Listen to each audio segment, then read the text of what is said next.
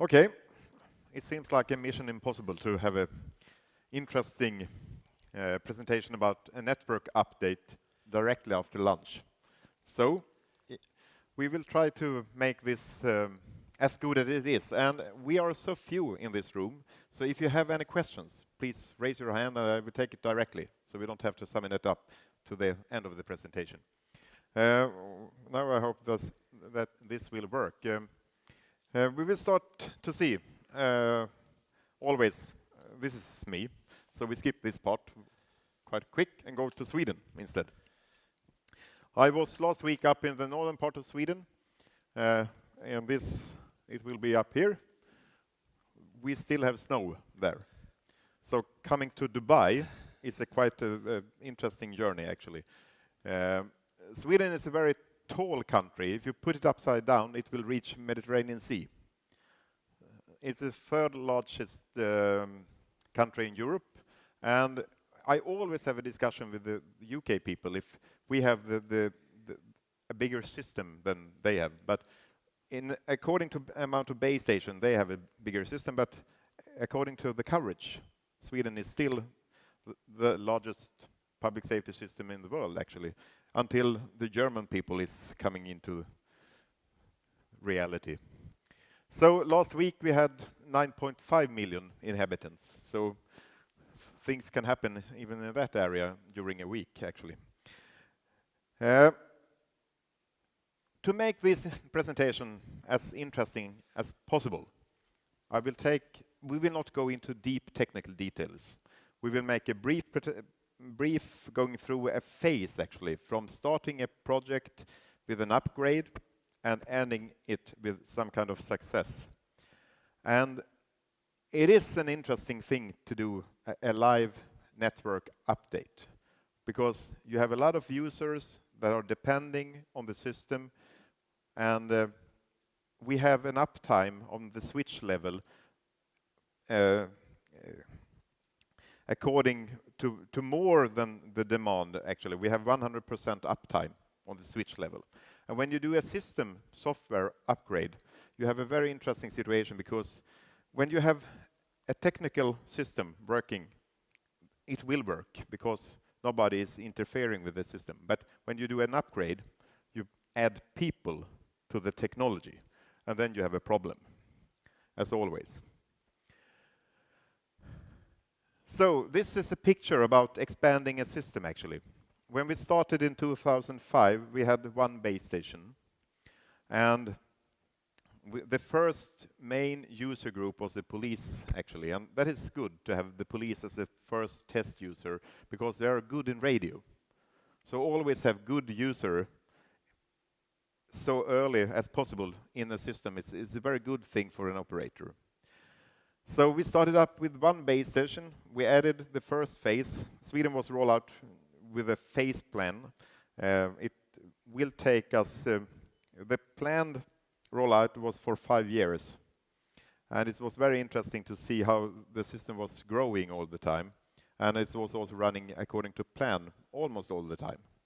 So from one base station, one switch, up to 800 base stations today, up to 22 switches, actually, because we have 2 transit switches. It's a Nokia network from the beginning, so it's now a Casino network. So we are relying on a very old switch platform from Nokia. But it's a good platform.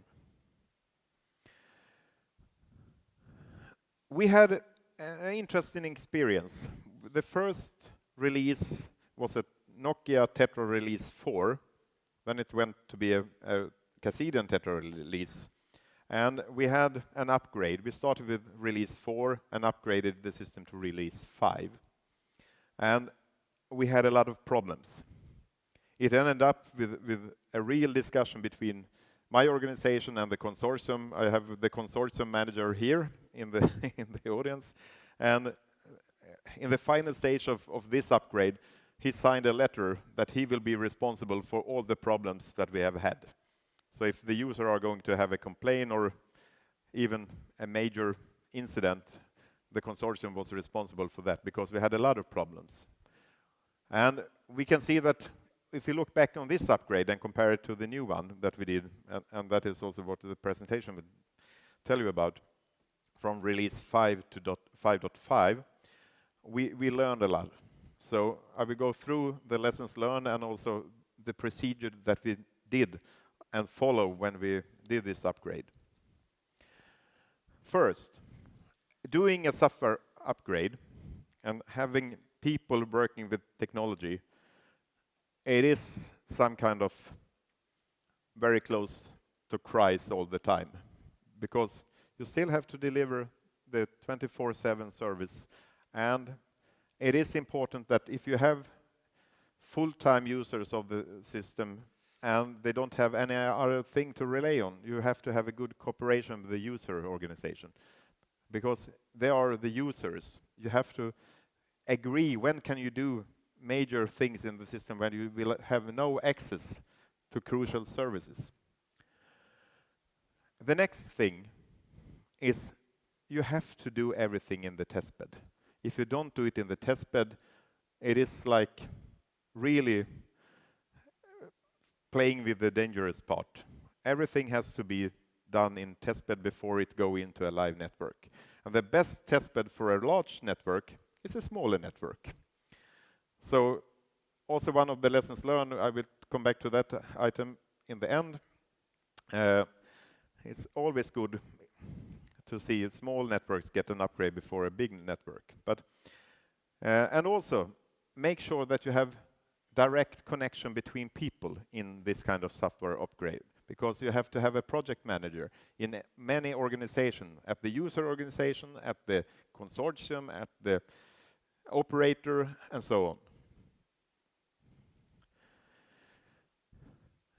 Quite simple. It runs like this. You have to start the planning. And the planning is all about get people involved. Get people involved to learn what will happen with the system.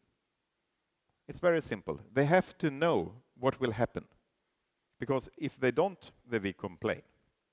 So get them involved. And everybody has to know the time plan. Then, when you have that done, you go over the test phase. And why is test crucial? Because you're going to put things in a live network. Then you have to have something that you know it's working before you put it in the live network. And then you do the update.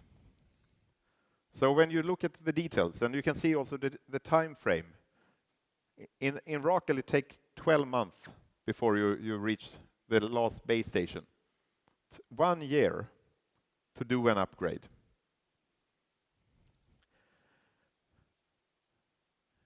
So, if you look at the test cases, I think it was more than 300 test cases, actually.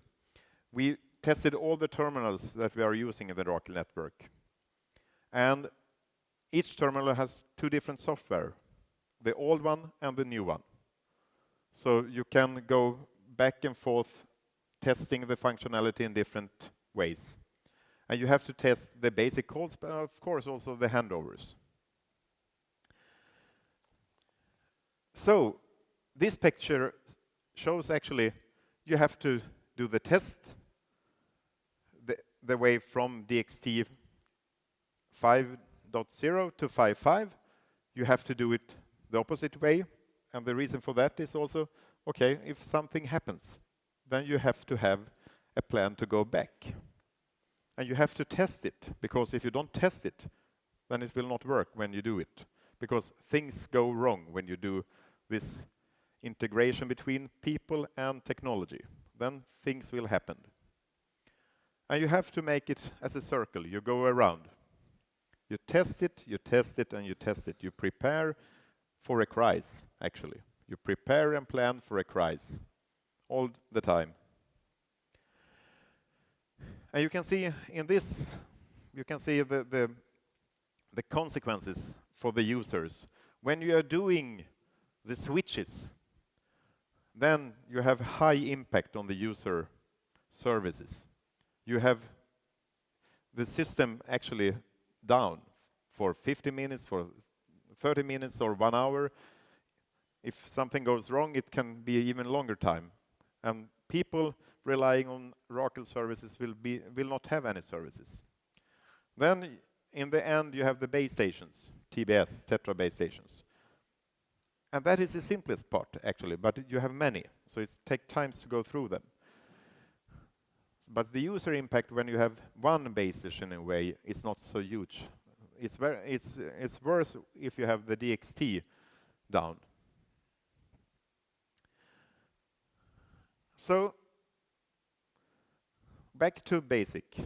Good test and test bed and cooperation with the user organization will give you, it is a high risk, but still, if you have done your homework in the earlier parts of this kind of project, you will reduce the risk. And you also have to have this common understanding of how do you do this. And they have to know the way forward. And you always have to go back to the end user and say, okay, something has happened. We will do a plan B. So from our point of view, we never hide anything. And that can be painful because things go wrong. Once again, you can see this is a simple upgrade, 1 year lead time. You go through the test bed towards the CD. It shouldn't be a CCD; it should be CDD. It's a central part of the Nokia or Casiden infrastructure, and you have the switch, and then you go to the base station, and in the last part of this arrow, you will have the dispatch workstation, and it takes 1 year to go through everything. This picture that will follow now, it more or less describes how we did it and how long it take. So you can see when you go through, you have the CDD upgrade in 2 weeks' time. You have 4 weeks to do all the switches, or 4 weeks to do the first 2 switches. Then you do every other switch in 12 weeks' time. And when we did this, we only had 1650 base stations in Sweden. We have now 1800, so it will take you 44 weeks before you reach the end. So it is a very long and slow process. This is very important, to have a good organization, to have a good project manager in my organization, at the consortium level, because you have a lot of problems that you have to deal with all the time. And it is also very beneficial or crucial to have a very good user organization, representatives or project managers even at the users. Because once again, it's very important that they are heavily involved in every part of a system upgrade. They have to know what kind of service they will not have when you do this kind of upgrade. So, as a summary, I will start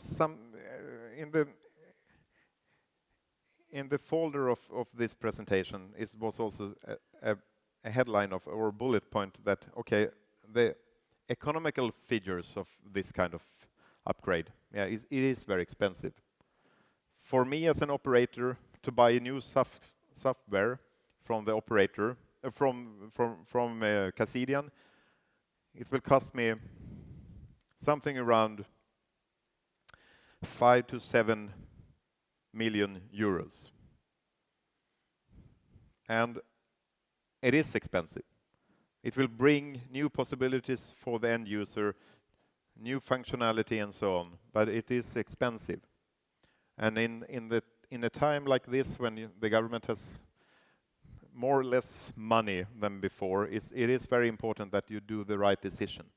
But then you have a lot of money going into the project actually that will not be visible in this kind of presentation, because there is 1 year of project management in my organization for not only one guy or girl, for several people working for me. I don't know, Anders, how many did you have in your organization working? Too many. But at least you have up to 10 people very actively working with this kind of project for almost a year. And then you have the users. And in Sweden we have today approximately 50,000 users from more than 200 different organizations. So the user involvement is huge, and a lot of time and money goes into that. So, to be able to have a successful upgrade, you have to have, once again, a very good planning procedure. And you have to have the trust at the system manufacturer, and also you have done all the things that you have to do with the testing. And you have to have good communication and also cooperation with the user organization, because when do we have the downtime at a switch? Because as you see on the next picture, on the third bullet point, that once of the switch upgrade was actually cancelled because we had the national alarm for chasing criminals. It's not possible to prepare it in advance. You have to do it. You have to deal with it when it happens. So it went very well. 20 of the 22 DXT upgrades went well. One was cancelled because of activity in the network that we couldn't really foreseen before we started the upgrade. And one was a quite crucial problem that we had, and it was a capacity problem during an upgrade. You have to have enough signaling link capacity, and that means that it's a huge load of information going to the switch, and it takes time, and you have to trust that you're doing the right thing, because in this case we went back, but if you had stayed with the original plan 1 or 2 minutes more, the switch had gone up. So lessons learned once again. Then you have this huge business of TETRA bases and the TETRA base stations upgrade. 125 a week. So it takes time before you reach the end of an upgrade. And you can see, as we had in Sweden, we had a good reaction from the users in the end that, okay, we was very involved in this, so we could get good feedback. And also, even if you have a problem, the result in the end is a positive thing for the customer. TETRA Cassidian Release 6 will soon be here. And one of my most important lessons learned when I'm running a nationwide, very huge TETRA network is you have always to let somebody else go first. Because it's very important that you test it in a smaller network. You try with, as example, Estonia. It's a perfect system to try. I don't think we have somebody from it. Yeah, it works, yeah. So it's good. Always test a new release in a smaller network, because the impact of going back is more easy to handle than you do it in a nationwide upgrade, because it is a mess if you have to do things to deal with the problems that you can face when you do this. So we are really actually looking forward to the next release.